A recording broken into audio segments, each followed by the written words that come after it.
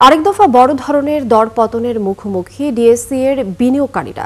রোববার সপ্তাহের প্রথম কার্যদিবসে লেনদেন হওয়া ৩৯০ কোম্পানির শেয়ারের মধ্যে দরপতন হয় ৩২৯টির।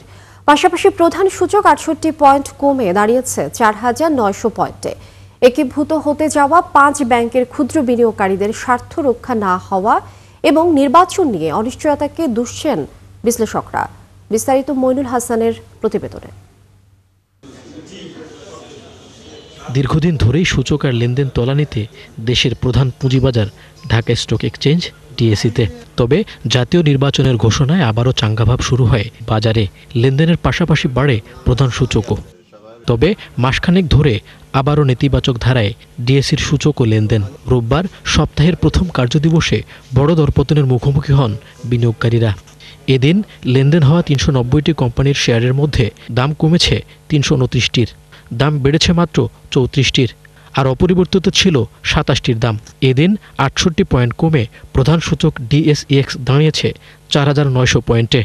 বাজারটা একটা রিয়াকশন দিচ্ছে এবং সঠিক রিয়াকশনটা দিচ্ছে। তার কারণটা হলো যে বড় বিনিয়োগকারীরা সবাই সাইডে চলে গেছে। মিডিয়কর যারা বিনিয়োগকারী ওনারাও হাত গুটায় নিছে যে ভাই কালকে আইসা বলবে আরও 5টা ব্যাংক, তখন আমি কি করব? কারণ bank was the safest investment, কারণ ওনাদের উপরে এসইসি আছে, বাংলাদেশ ব্যাংক আছে। বাজারের এমন অস্থিরতায় ৪ মাস পর গত বুধবার প্রধান সূচক ডিএসইএক্স আবারও নেমে যায় ৫,০০০ পয়েন্টের নিচে। মাসের ব্যবধানে কমেছে ৩৮৪ পয়েন্ট, আর গত এক মাসে গড় লেনদেন ছিল ৪০০ কোটি টাকার ঘরে। বিশ্লেষণে দেখা যায় মাসের ব্যবধানে ৩২,০০০ কোটি টাকা কমে ডিএসইর বাজার মূলধন অবস্থান করছে ৬,৮৫,০০০ কোটি টাকায়। একটা হচ্ছে আমাদের আনসার্টিনিটিজ অ্যাবাউট দ্য ইলেকশন, সেকেন্ড হচ্ছে আপনার এই মার্জার, আর তারপরও ধরেন কিছু পেরিফেরালস ইস্যু থাকে। আমরা একটা রিফর্ম প্রসেসের মধ্যে দিয়ে যাচ্ছি।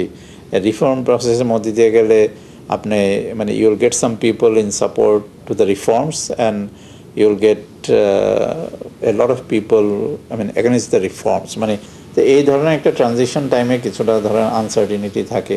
এবং এই ক্ষতির ফলশ্রুতিতে আজকে বাজারে যে আমরা যে চিত্র দেখতে পাচ্ছি ইন্ডেক্সের এবং অন্যান্য, সেটা হলো জাস্ট এই সকল সিদ্ধান্তের জন্য।